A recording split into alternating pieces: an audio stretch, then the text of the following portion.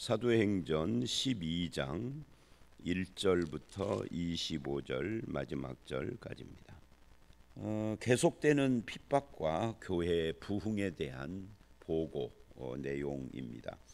1절로 10절은 베드로가 감옥에서 나오는 그런 내용이고 11절로 19절은 기도 응답하고 관계되는 내용이고 나머지 20절로 24절은 박해자의 죽음입니다. 그리고 이제 25절서부터는 사실상 13장과 연결되는, 그래서 12장 25절서부터 16장 5절은 바울의 1차 전도 여행에 관한 그런 내용입니다.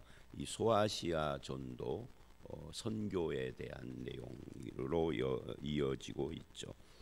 먼저 1절로 10절을 보면 이 베드로의 감옥에서의 모습이고 거기서 나오는 내용인데 이 복음을 방해할 수 있는가 하는 것이 이 12장 전체의 주제라고 할 수 있습니다. 복음은 교회가 핍박을 당할수록 더 흥왕해지는 그런 특징을 가지고 있다 하는 것을 보여주어요. 거기 1절에 그때라고 하는 말은 11장에서 교회가 세계 선교의 전진 기지 안디옥 교회를 설립하고 그 숫자가 늘어나고 최초로 그리스도인이라는 이름을 얻은 그때라는 그런 뜻이죠. 11장 27절로 30절을 보면은 그때 선지자들이 예루살렘에서 안디옥에 이르러 큰 흉년이 들리라. 성령으로 예언을 한 거죠. 큰 흉년이 들리라. 그래서 실제로 글라우디오 황제 때 그렇게 큰 흉년이 들었는데 제자들이 부조를 보내기로 작정하고 이를 실행을 해서 헌금을 모았다는 거죠. 그래서 바나바와 사울의 손으로 보냈다.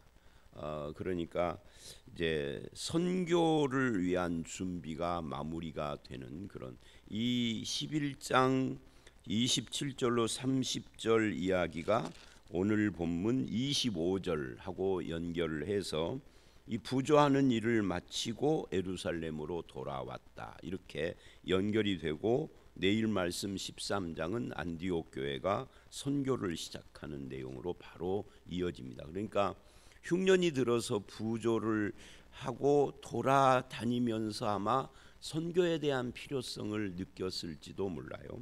그것에 대해서 뭐 성경이 가타부타 말은 하지는 않지만 이게 연결이 된다 하는 이야기예요. 이 흉년의 때 교회가 상부상조하는 그런 본을 보이는 그런 모습, 그럴 때에 그러니까 교회가 부흥하고 선교하고 사랑의 실천을 하는 교회로 성장하고 있는 그때에 뭐가 일어났느냐면 교회에 핍박이 일어났다. 어려움이 오고 시험이 왔다 하는 것을 이야기하고 있는 겁니다.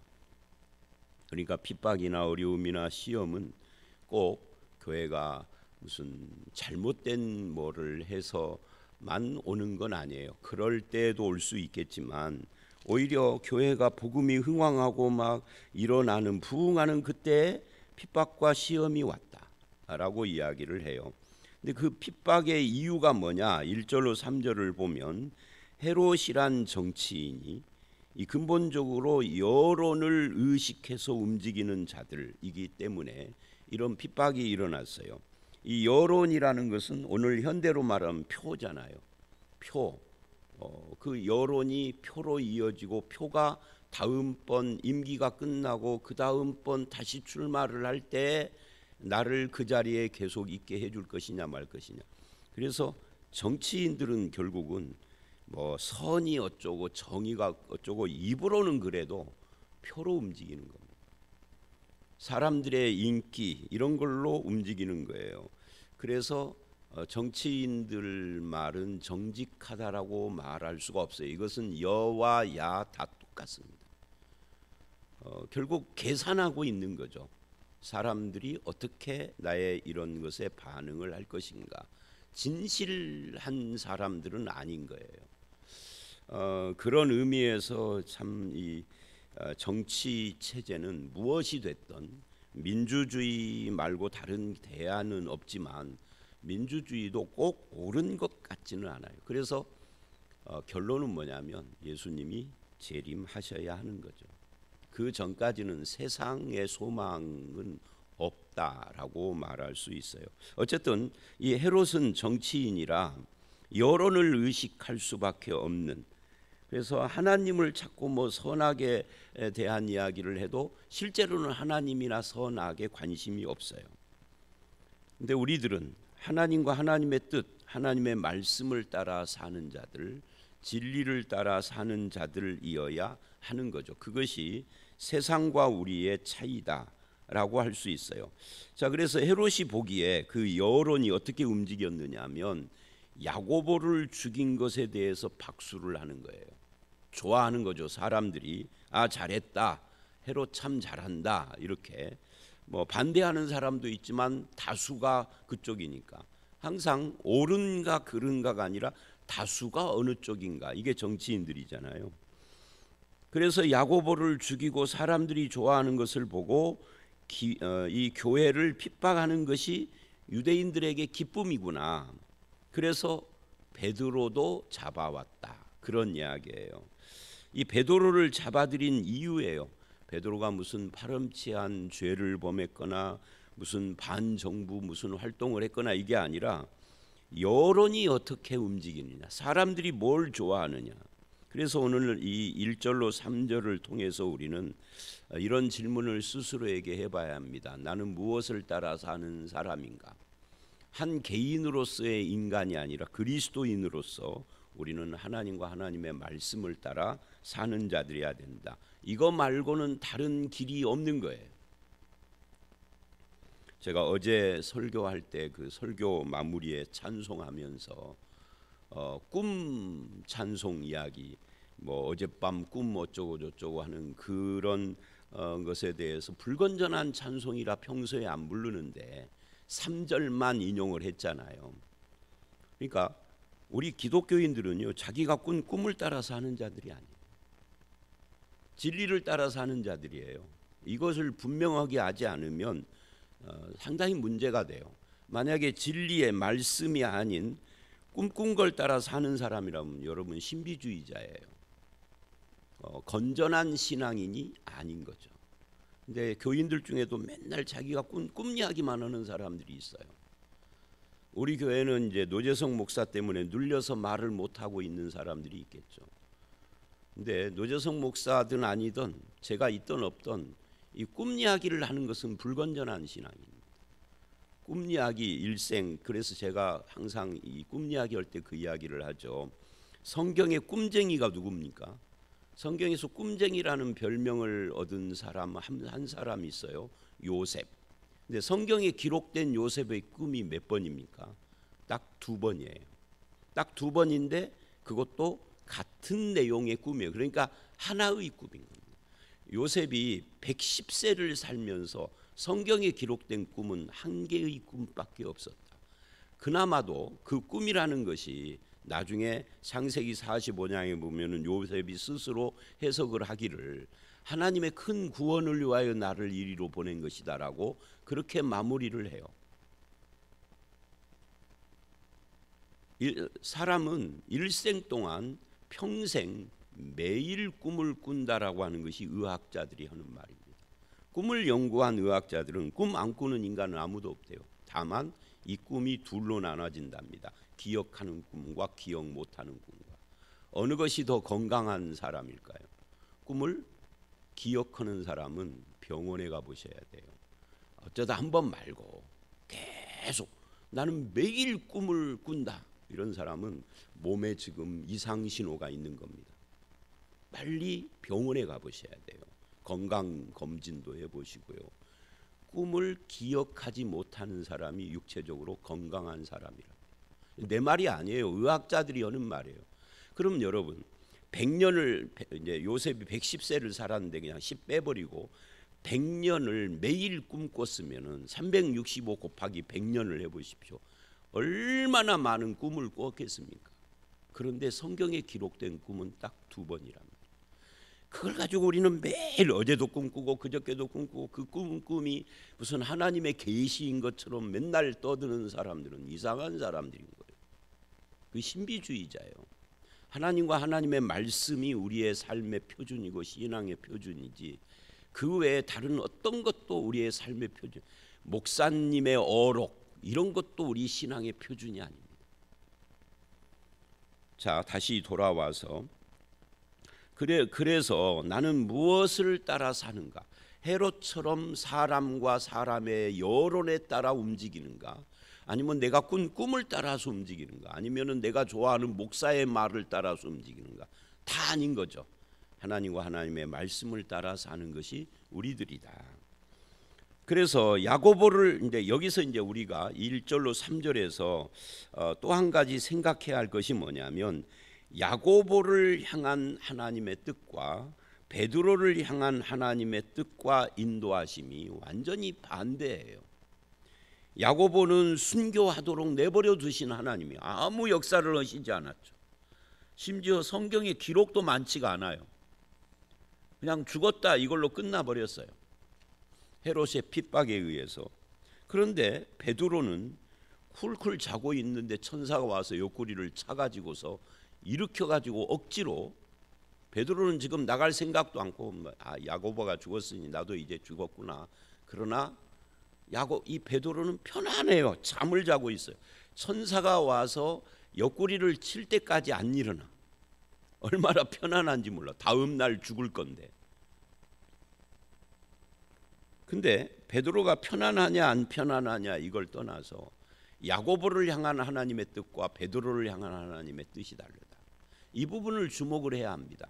예수님이 이거하고 관계되는 말씀을 하셨죠. 요한복음 21장에 요한이 예수님에게, 부활하신 예수님에게 베드로가 너는 나를 따라라 해서 예수님을 따라가면서 요한을 쳐다보고, 왜냐하면 베드로와 요한, 야고보 이 셋은 항상 예수님을 가까이 하는 세 명의 영의정, 좌의정, 우의정 같은 사람들이라 속으로는 은근히 라이벌 의식도 있었겠죠.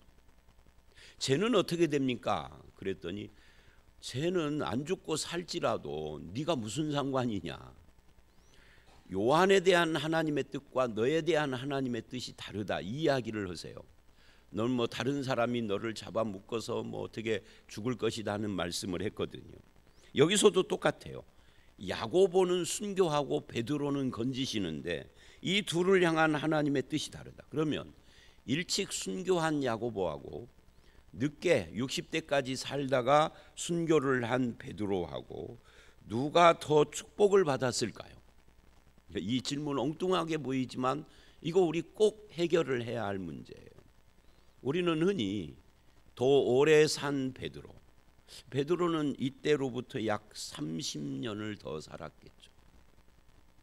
60대 중반이나 언제쯤 같은 70을 못 넘기고 순교를 했으니까 베드로가 더 복받은 사람이라고 말을 할 수 없는 거예요. 그냥 이렇게 말을 하는 거죠. 야고보에 대한 뜻과 베드로에 대한 뜻이 다를 뿐이다. 누가 더 복되다라는 말을 할 수는 없습니다. 그럼 베드로는 여기서 안 죽고 살아나서 부귀영화를 누렸나요? 그런 것도 아니에요. 죽도록 고생만 했죠. 복음 전하느라고. 그걸 세상적인 입장에서 복이라고 말하면 안 돼요.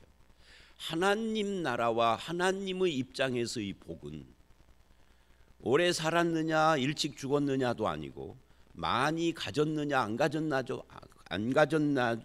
말도 안 되네요. 안 가졌냐도 아니고 그냥 뜻이 다른 거예요. 각자에 대한.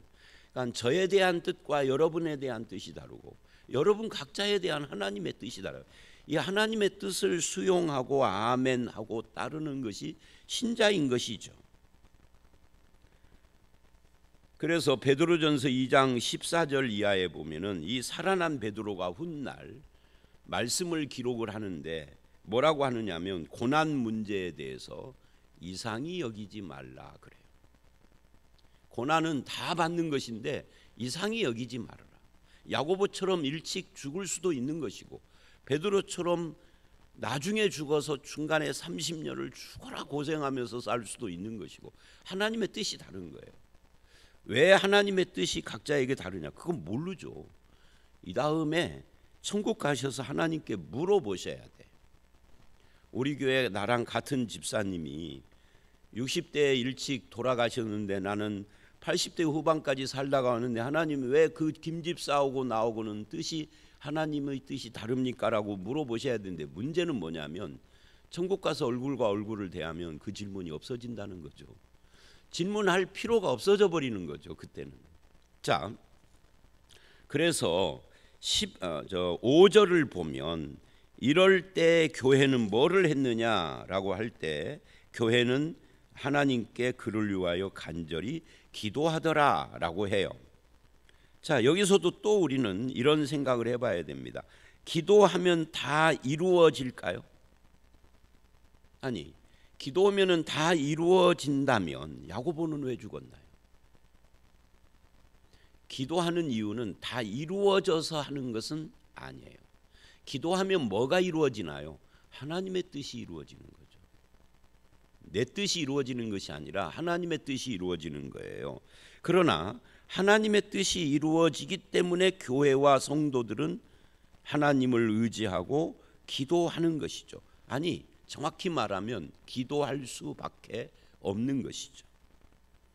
응답을 어떻게 하시든지 그것은 하나님의 뜻 가운데 있는 것이다. 그런 것을 우리는 5절을 통해서 알 수 있고요. 6절을 보면 베드로는 그런 상황 속에서 야고보가 순교해서 죽은 걸 분명히 아는데, 그리고 지금 헤롯은 그 다음 날 베드로를 죽이려고 하고 있는데 6절에 베드로는 뭐를 해요? 두 군인 틈에서라는 말은 아마도 그 당시에는 지키는 자가 둘씩 옆에 있었던 것 같아요. 쇠사슬에 매여서 누워 있는 채로 잠을 자고 있어요. 파수꾼들은 문 밖에서 옥을 지키고, 그러니까 굉장히 엄중한 중범죄인이라고요. 두 군인 틈에서 자고 있는데 파수꾼이 또 있는 거예요. 그러니까 3명의 군인이 지키고 있는 거죠. 밖에는 파수꾼이, 안에는 두 군인이 이 베드로를 아주 중범죄자로 생각을 하고 있는 겁니다. 그것도 쇠사슬에 묶여서. 그런데 자고 있어요. 베드로는 편안한 겁니다. 야고보가 죽었지만 하나님의 뜻 앞에서 편안한 거예요. 어느 정도 편안하냐면 7절 옆구리를 쳐서 깨울 정도로 편히 잠을 자고 있어요. 여러분, 근심스러운 일이 있으면 밤에 잠이 와요, 안 와요? 안 오죠. 생각하느라고. 또 근심이 아니라 근심이 아닌 거라도 뭔가를 생각하면 밤에 잠이 안 와요. 그럼 베드로가 쿨쿨 잠을 잘 잔다는 것은 아무 생각 없이 그냥 자고 있다는, 나 하나님께 다 맡겼어, 이런 거고 비슷한 거죠. 우리는 좀 흉내내기가 어려울 것 같은 그런 태도입니다. 그래서 호련히 주의 사자가 나타나 광채가 빛나고, 옥중에 광채가 빛나는데 두 군인도 지금 잠자느라고 몰라. 그거를 파수꾼도 모르고 옆구리를 쳐서 베드로를 일어나라, 쇠사슬이 손에서 벗어지고 신을 신으라, 띠를 띠라. 그랬더니 천사가 이래요. 베드로가 그대로 하니까 겉옷도 입고 따라오라. 왜냐하면 밖으로 나가야 되니까. 지금 베드로는 자기가 꿈인가 환상인가를 몰라요. 9절에 보니까. 그래서 겉옷은 안 입고 있었던 모양이죠. 근데 겉옷을 입고 나오라 그런 거예요. 뭐 이런 것도 다 의미는 있겠죠. 그래서 천사의 지시를 따르면서도 이것이 환상인가 할 정도로 베드로는 뭐 했다는 거죠? 깊은 잠에 빠져 있었다 하는 거예요. 자, 그런 상황 속에서 이제 첫째, 둘째 파수를 다 지나 시내로 통한 쇠문에 이르니 10절 문이 열리는데 천사는 떠나고, 천사가 떠난 뒤에 드디어 11절 베드로가 정신이 들어서 이게 환상이 아니라 진짜네, 현실이네 했다 하는 거예요. 이 놀라운 하나님의 역사죠. 여기서 우리가 주의해야 할 것이 있어요. 그게 뭐냐면 기도하면은 다 응답되어지는데 그 응답이 내가 원하는 대로 다 이루어진다는 아닌 거예요. 베드로는 지금 이 상황에서 나를 구원해 달라고 기도한 것 같지가 않아요. 그냥 잠을 잔 거죠. 근데 하나님께서 그를 꺼내 주고 있다 하는 거예요. 성경은 지금 인간의 믿음을 강조하는 것이 아니라 여기서 이 베드로의 믿음을 강조하면 어떤 문제가 생기느냐면, 그러면 야고보는 믿음 없었어? 야고보는 기도 안 했어? 야고보는 신앙이 떨어지는 인물일까?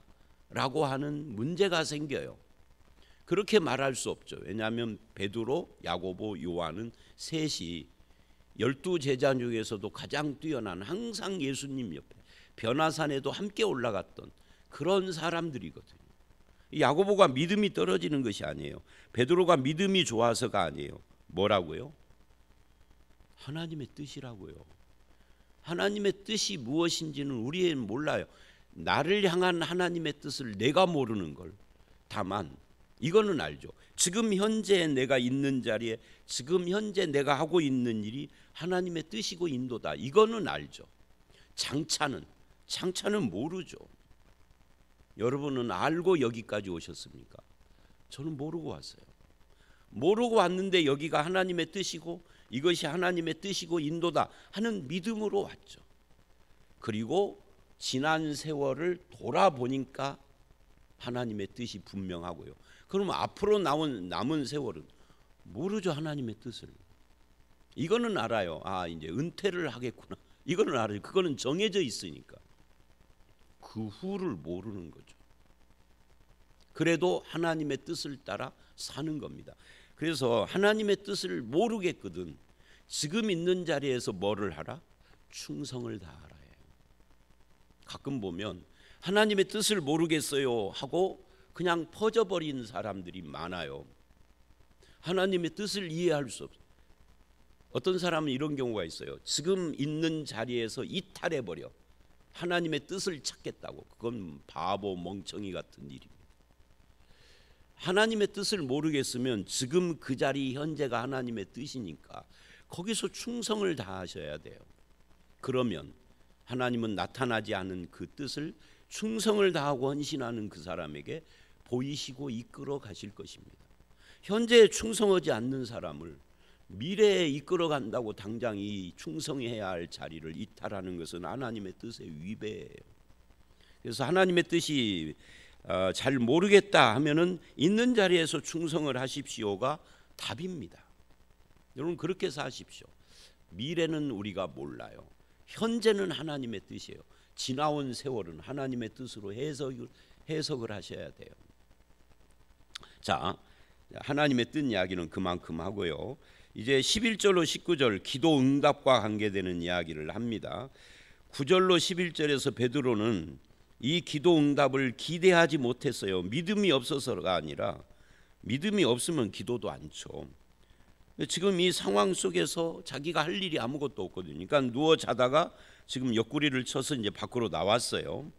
그래서 나를 헤롯의 손과 유대 백성의 모든 기대에서 벗어나게 하신 줄 알겠노라 하고 나온 뒤에야, 즉 하나님이 나를 이끌어낸 뒤에야 하나님의 뜻이로구나 하고 그때서야 알았다는 거죠. 그리고는 어떻게 했어요? 마가라 하는 요한의 어머니 마리아의 집에 갔습니다. 거기는 예수 믿는 사람들이 모여 있는 곳인 줄 베드로가 이미 알고 있었으니까. 근데 모여서 거기에서 사람들이 뭐 했느냐? 기도하고 있더라. 그래서 13절로 17절 거기서 대문을 두드렸어요. 로데라고 하는 아이가 나왔습니다. 근데 베드로의 음성인 줄 알고 기뻐하여 문을 열지도 못하고 달려가서 베드로가 문 밖에 있다 그래요. 너무 기뻐가지고 지금 문 여는 것을 깜빡해버린 거죠. 너무너무 기뻐서. 그러니까 무슨 기도를 하고 있었을까요?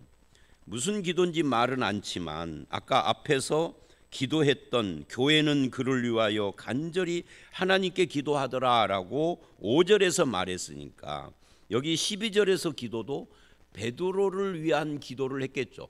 이 기도는 뻔해요. 둘 중에 하나죠. 베드로를 살려주십시오. 아니면 그가 믿음으로 담대하게 순교하게 해주십시오. 둘 중에 하나겠죠. 아니 둘 다 했겠죠.